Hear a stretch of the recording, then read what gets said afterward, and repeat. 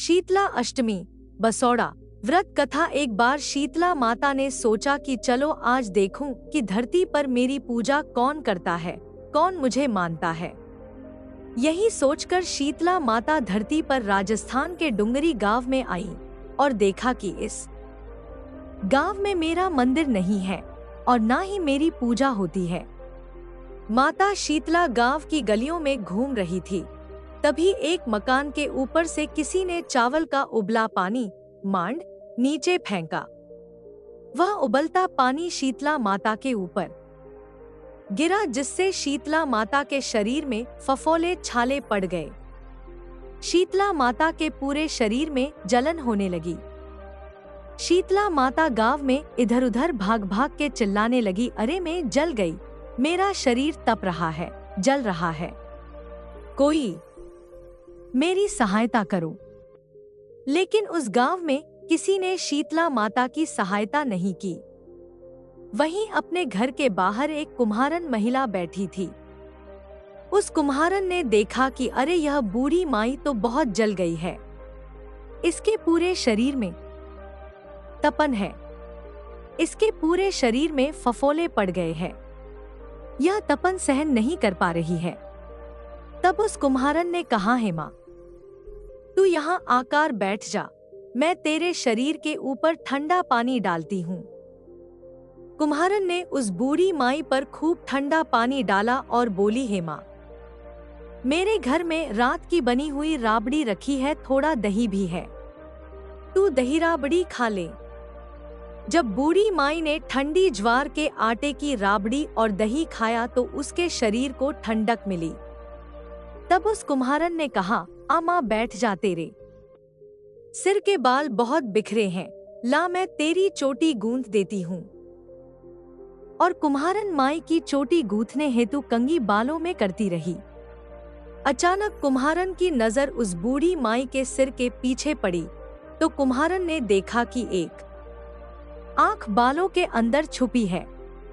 यह देखकर वह कुम्हारन डर के मारे घबराकर भागने लगी। तभी उस बूढ़ी माई ने कहा, रुक जा बेटी, तू डर मत, मैं कोई भूत प्रेत नहीं हूँ, मैं शीतला देवी हूँ। मैं तो इस धरती पर देखने आई थी कि मुझे कौन मानता है, कौन मेरी पूजा करता है। इतना कहकर माता चारभुजा वाली हीरे जवाहरात के आभूषण पहने, सिर पर स्वर्ण मुकुट धारण किए अपने असली रूप में प्रकट हो गई।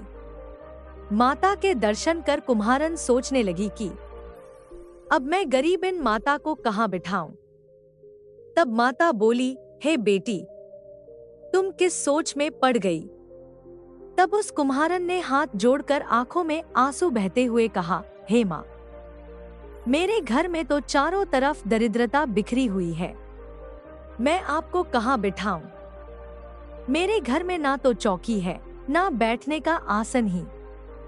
तब शीतला माता प्रसन्न होकर उस कुम्हारन के घर पर खड़े हुए गधे पर बैठकर एक हाथ में झाड़ू, दूसरे हाथ में डलिया लेकर उस कुम्हारन के घर की दरिद्रता को झाड़कर डलिया में भरकर फेंक दिया और उस कुम्हारन से कहा, हे बेटी, मैं तेरी सच्ची भक्ति से प्रसन्न हूँ, अब तुझे जो भी चाहिए मुझसे वरदान मांग लो।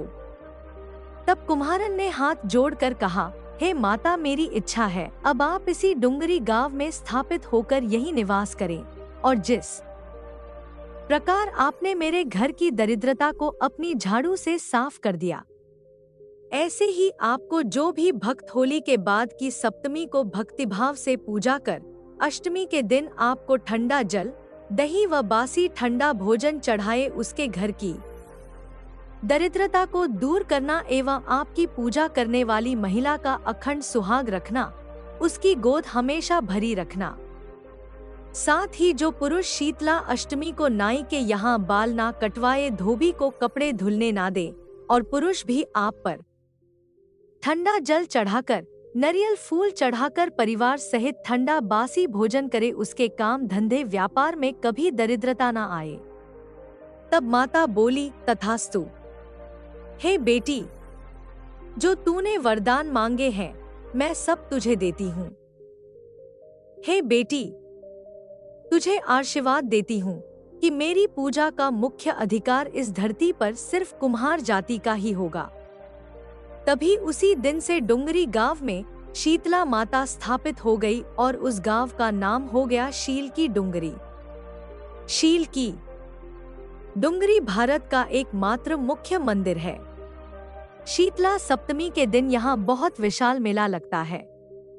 मैं आशा करता हूँ कि आपको यह कथा पसंद आई होगी और यदि इस मेरे चैनल सनातन धर्म सुविचार पर नए हो तो चैनल को सब्सक्राइब और वीडियो को लाइक और शेयर जरूर करें। साथ ही कमेंट बॉक्स में जय जय श्री शीतला माता लिखना ना भूलें।